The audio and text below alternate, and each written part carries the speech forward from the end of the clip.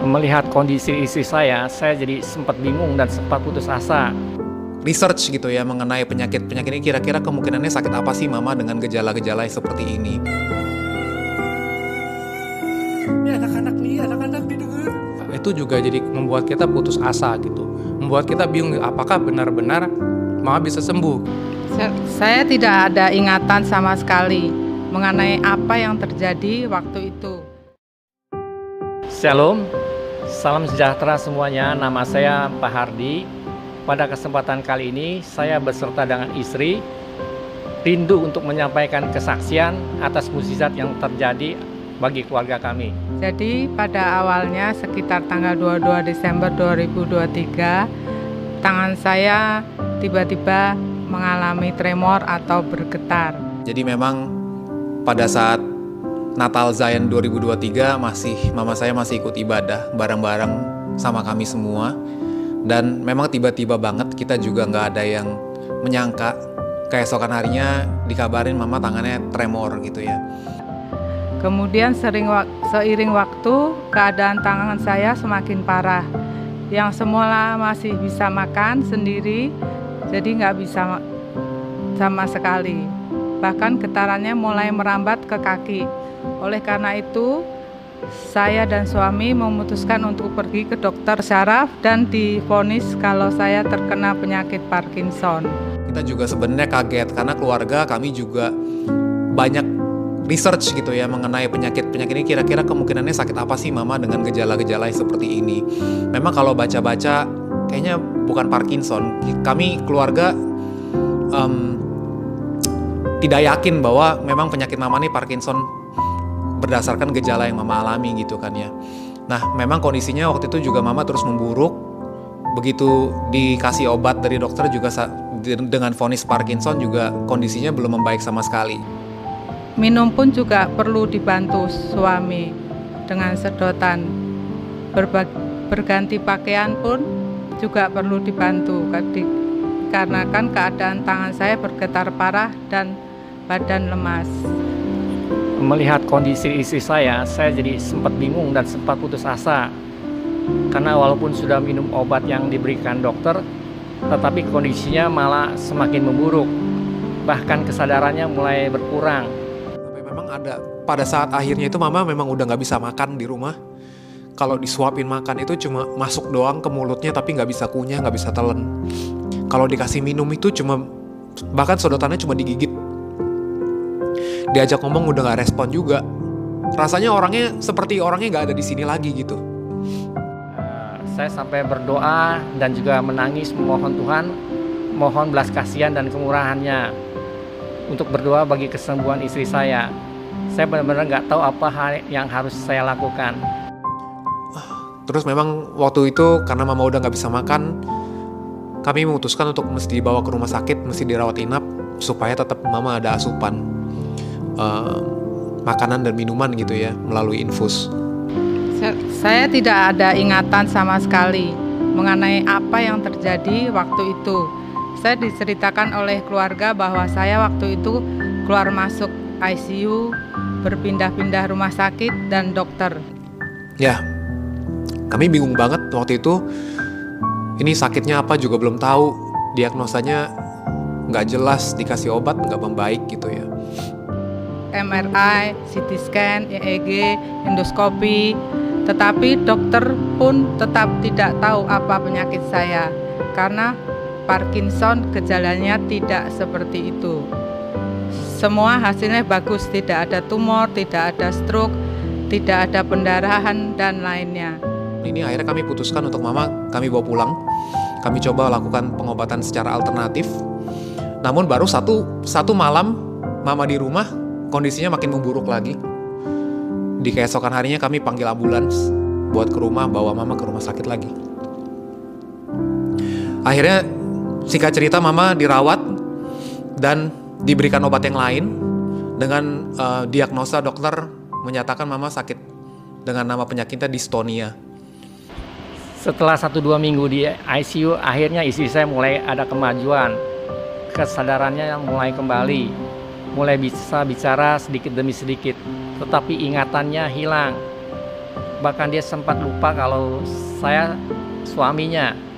Dan istri saya mengalami halusinasi dan delusi yang parah. Di ICU istri saya sempat berteriak-teriak, memberontak, ketakutan, terasa ingin disakiti, dikejar-kejar orang, sampai suster mengikatnya. Ya sedih banget buat kami ngeliatnya gitu, nggak tega. Mungkin pengalaman ini adalah satu pengalaman di hidup kita yang benar-benar ngajarin apa sih rasanya bergantung hari demi hari dan nggak tahu besok akan seperti apa. Setiap hari masalahnya beda dan setiap hari ada aja gitu.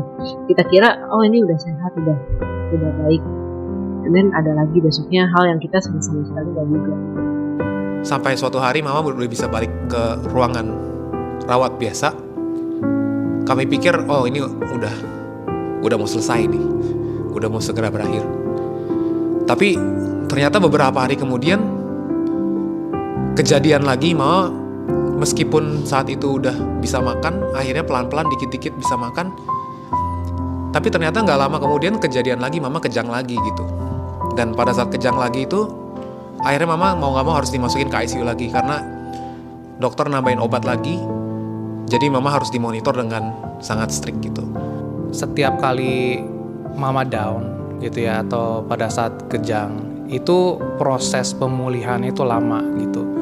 Dan bukan cuma lama, bahkan pada saat terjadinya kejang ataupun bahkan tidak terjadi kejang gitu, kita tidak melihat tanda-tanda kejang, tapi kondisinya juga drop, dan semakin lama itu jeda penyembuhannya juga semakin lama gitu. Yang tadinya seminggu dia udah membaik, habis itu kejang kedua gitu ya, ngedrop lebih dari seminggu, 2 minggu baru dia membaik gitu ya. Dan itu semakin lama gitu. Secara total mama di ruang ICU mungkin ada sekitar 3-4 minggu gitu. Dan ya nggak mudah buat kami gitu ya. Kejadian-kejadian itu berulang, pengulangan itu sebenarnya membuat kita juga satu gitu ya, bingung. Kedua, itu juga jadi membuat kita putus asa gitu. Membuat kita bingung apakah benar-benar mama bisa sembuh gitu kan. Kenapa bisa terus-terusan terjadi lagi berulang-ulang, sampai kapan hari ini harus terjadi gitu.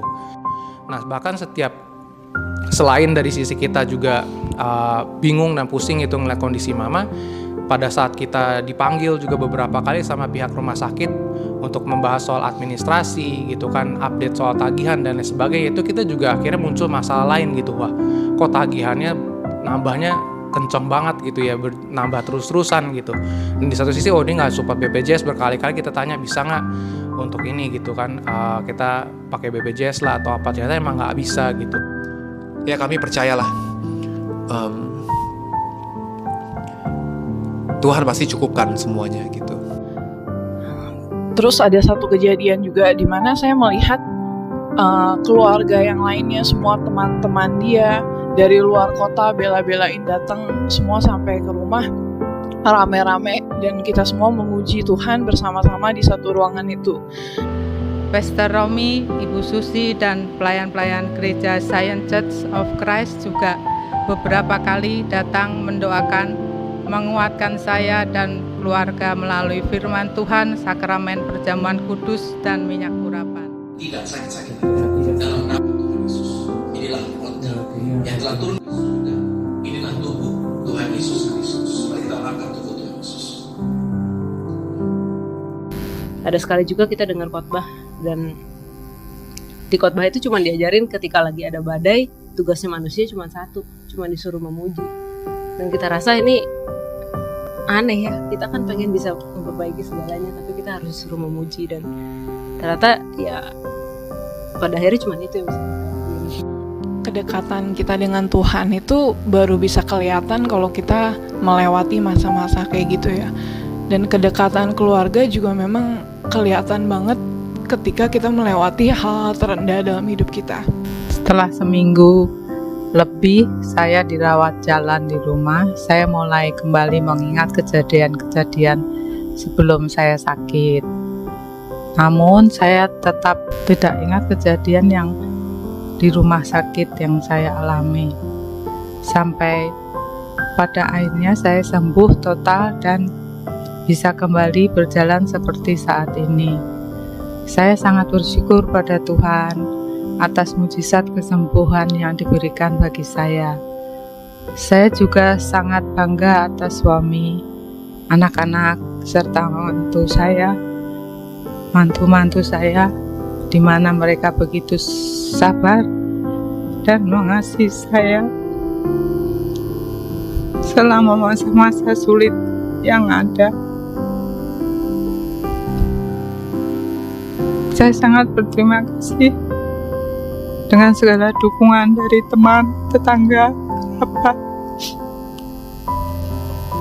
dan keluarga Zion Church of Christ, terutama Pastor Romi dan Bu Susi yang terus-menerus berdoa bagi kesembuhan saya.